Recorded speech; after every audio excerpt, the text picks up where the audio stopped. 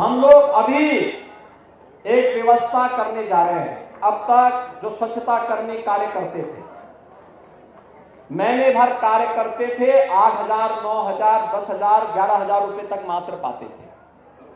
अब हम लोग आगे अप्रैल से हमारा एक कॉर्पोरेशन बनने जा रहा है, जिसके माध्यम से हम व्यवस्था करने जा रहे हैं कि जो भी स्वच्छता कर्मी अब काम करेगा, कम से कम उसको 16,000 रुपए हर महीने उसके खाते में हम लोग देने का काम करेंगे।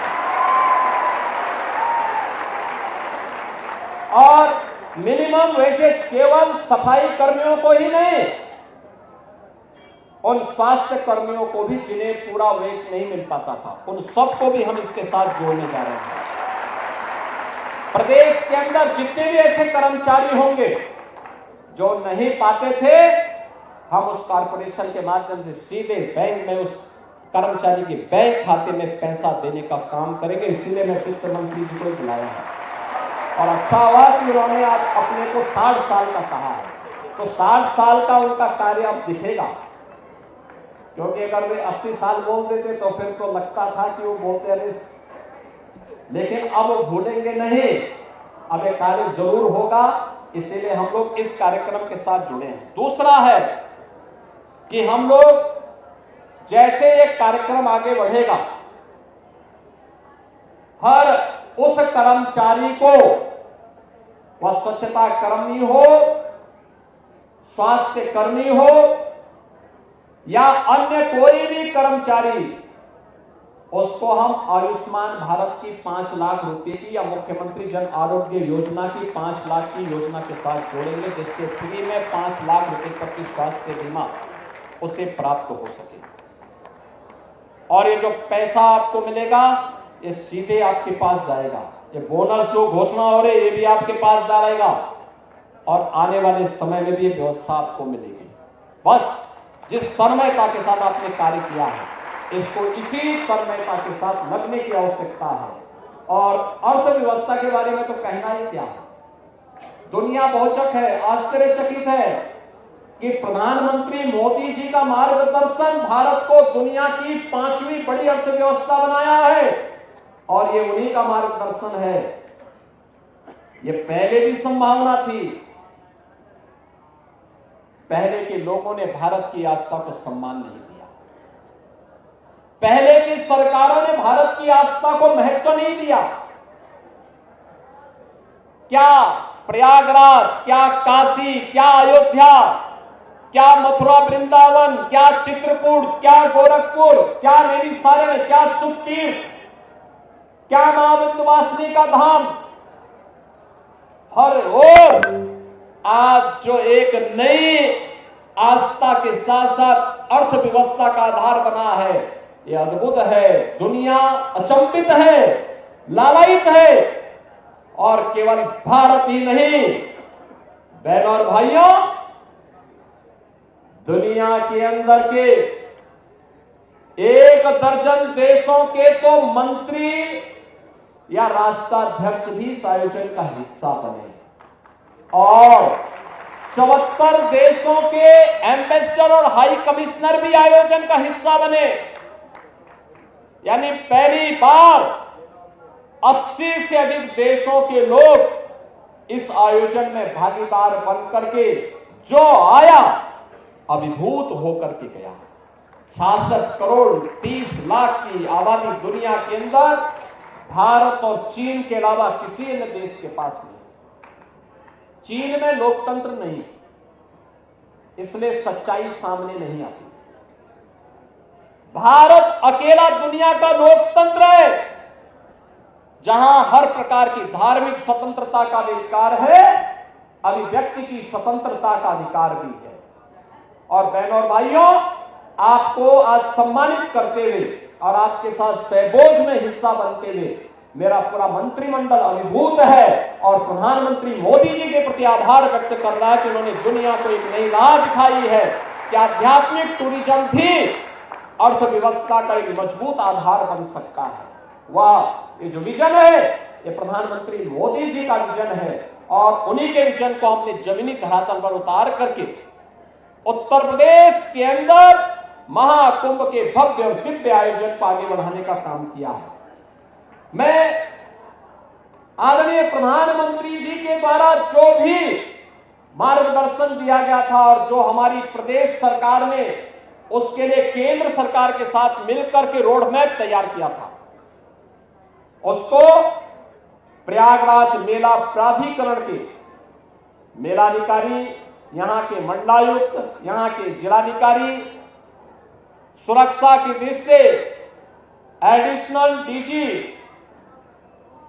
सीपी, डीआईजी मेला, एसएसपी मेला और अन्य तमाम विभागों ने लखनऊ से समय समय पे आकर के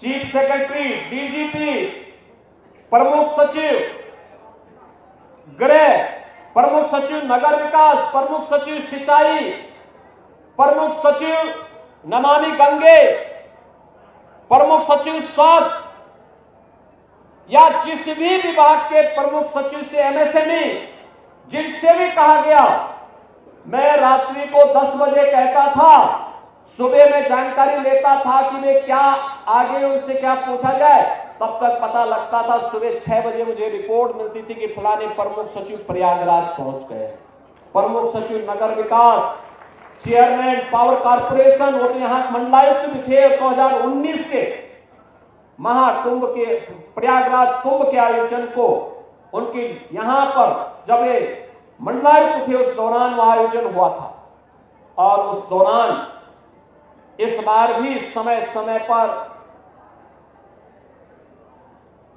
एडीजी कानून व्यवस्था से अमिताभ यश को और चेयरमैन पावर कारपोरेशन से आशीष गोयल को हम लोग समय समय पे भेजते थे और आयोजन मुख्य स्नान के दौरान भेजते थे कि वे जाएं, एक बार वहां पर देखें और हर प्रकार के उन सभी एडिशनल डीजीज को जिन्होंने यातायात की व्यवस्था को बनाने में भी अपना योगदान किया, अलग अलग रूट पर अलग अलग सीनियर अधिकारी। आप सोचिए, एडिशनल डीजी स्तर का अधिकारी जनता जनार्दन की सेवा के लिए सड़कों पर यातायात की व्यवस्था बनाने के लिए अपना योगदान दे रहा है, ऐसे जैसे अपना आयोजन है।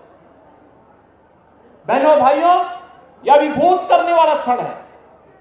किसी ने यह नहीं कहा कि साहब मैं तो एडिशनल डीजी हूं या प्रमुख सचिव हूं, मैं यहीं से मॉनिटर करूंगा। नहीं, आवश्यकता पड़ी तो सड़क पर भी ट्रैफिक की व्यवस्था को ठीक करने के लिए उतर आया।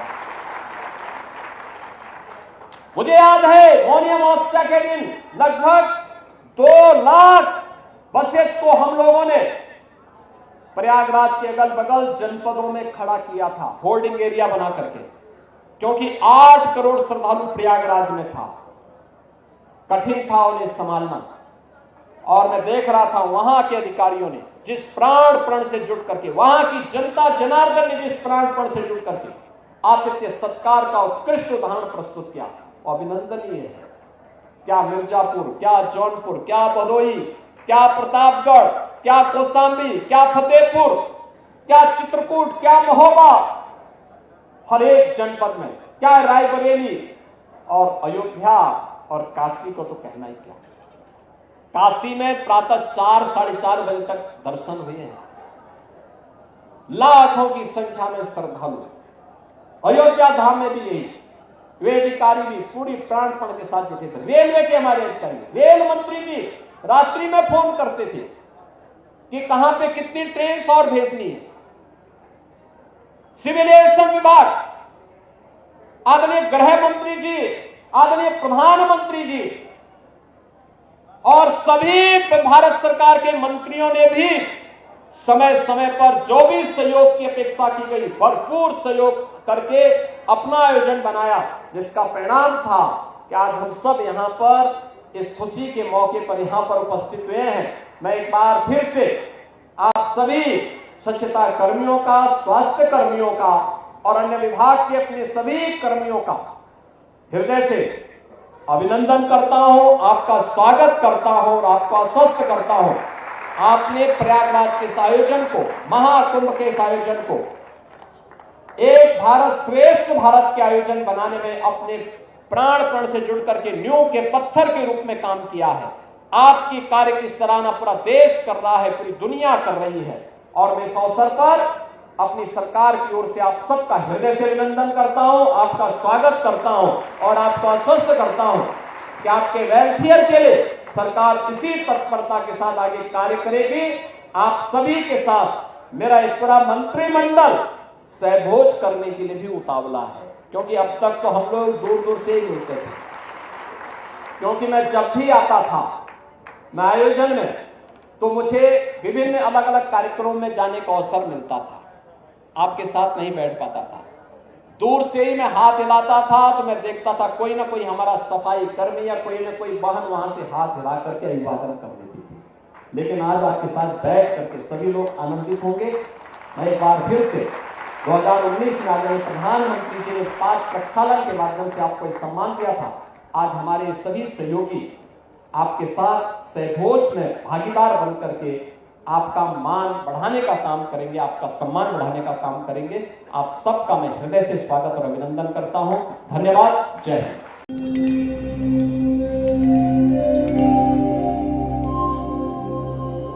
टीवी द्वापरा, संभवामि युगे युगे।